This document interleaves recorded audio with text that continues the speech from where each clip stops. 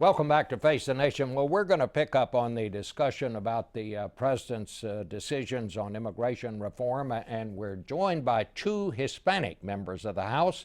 Republican Raul Labrador, he joins us from Boise in his home state of Idaho, and in the studio, Illinois Democrat Luis Gutierrez. Congressman Labrador, it seems to me the president has put the ball in the Republican court. What do you think what he did, or was illegal or legal? Whatever you think about it, what are Republicans going to do about it, or just what are you going to do now?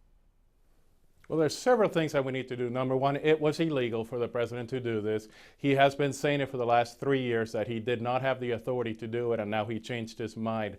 I think it's also unfortunate because right after the election, he looked into the camera and he disagreed that his policies were rejected.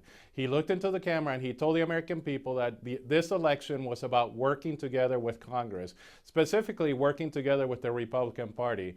And this is what he does right after the election. So instead of uniting us like he promised 7 years ago that he was going to do, he's dividing the nation in every single area. But what we should do is a lot of different things. Number one, I think we should censure the President of the United States. I think it's unfortunate that he did this. I think we need to lay out clearly why this is unlawful.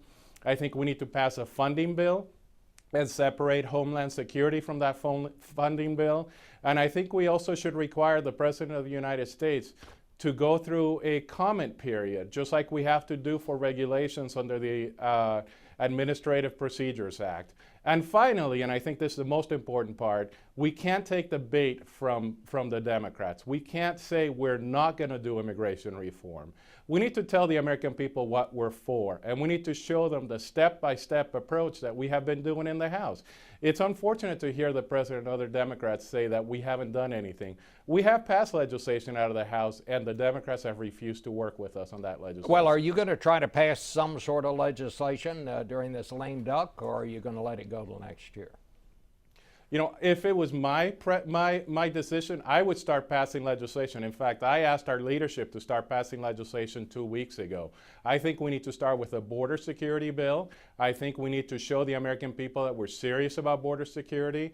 I think we can do something like we already passed out of the House of Representatives, where we passed high-tech immigration. What did your leaders say when you said we ought to do this? Did they give you any indication that they're going to? I think we're going to start doing things. As you know, I serve on the House Judiciary Committee in the Immigration Subcommittee, and I think we're going to pass legislation. But it's not going to be the legislation that the President is asking for. We have rejected the legislation the President has been asking for. We as Republicans do not think you should give amnesty first and talk about security later, which is what the Senate bill did. We think security, border security, is foremost in our minds and in the minds of the American people. We need to do that first, and then we need to do a step-by-step approach where we reform the entire immigration system that is completely broken, and we can then do what the American people want us to do. All right, well, let me go to Luis Gutierrez from the Democratic side of the aisle. So what's your response to that, and where do you think this A couple of things. Surprise, here? surprise, surprise. The President of the United States, I mean, to listen to my friend from Idaho, anybody would think that the President of the United States, when he gave the State of the Union address last January, kind of took the gavel away from the Speaker of the House after he finished his State of the Union address. He said to the nation, if you do not act, I will use the powers that I have as President of the United States to begin to fix the broken immigration system. He repeated that. Speaker Boehner called him at the end of June and said, Mr. President, notwithstanding all your good efforts, notwithstanding all my good efforts, the House will not act on immigration reform. And what did he say? I've called my cabinet together and I will act on the immigration thing. So it seems to me that the argument is now we're going to start legislating. Well, it's 23 months into the legislative session. They control the House of Representatives. They don't need a single vote from the Democrats. We could have been in conference right now. I am not saying to my friend Raul Labrador that they need, and he knows that I never said this. I said, let's pass a House bill.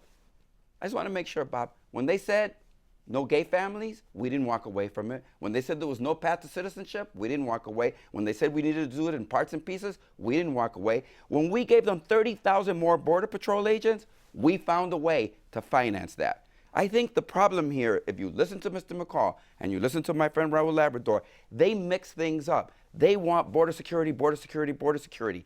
Comprehensive immigration reform secures the border. You cannot secure the border because they keep talking about a border, but you know which border they're talking about. The border between Mexico and the United States. Let me suggest to the American people that there are other borders. It's called LAX.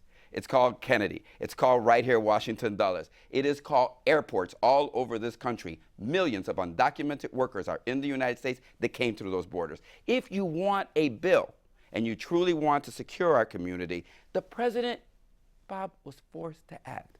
Last, think about it a moment. They want to censure the president. The president has said, I'm inviting millions of people to come forward, go through a background check, a criminal background check at their own expense, pay the taxes that they owe, go back and work, and raise their American citizen children, Bob. I think children are special, and they're special no matter what the immigration condition of the parents that they have. Well, let me just ask you this. Some people are already saying that the president taking this action is just going to cause a flood of immigrants to come in now because they want to come in and get in on this deal. You want to know something? Great question. Number one, let me say the following. There's no path to citizenship for the 5 million that the president is offering. They can't get a single benefit, welfare benefit from the government. They can pay all the taxes that you and I'm sure you feel better and I feel better that they're paying taxes. I'm sure you and I feel better that they've gone through a background check. Now we can put the resources on criminals. So what the president says, look, I want to go after felons. I want to have to go criminals. I don't want to break up families and go after children. But let's suggest this. We're going to put more Border Patrol agents on the border because now they don't have to do as much interior enforcement. Actually, here's a good thing. Do you know that under the president's program, the Border Patrol is going to be able to go and get an increase in their pay? Why? Because commensurate with their new responsibility, they should get paid. The president was very clear in his message. He said, if you're a criminal in the United States, things just got worse for you because we're coming after you. Because guess who we're not going after? We're not going after kids. We're not going after families. We're not deporting 1,000 people every day who do not present a threat to America. I know both of you come to this with considerable passion.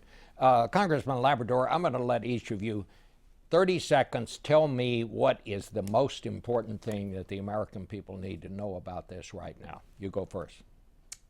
The most important thing they need to know is that we need to follow the law.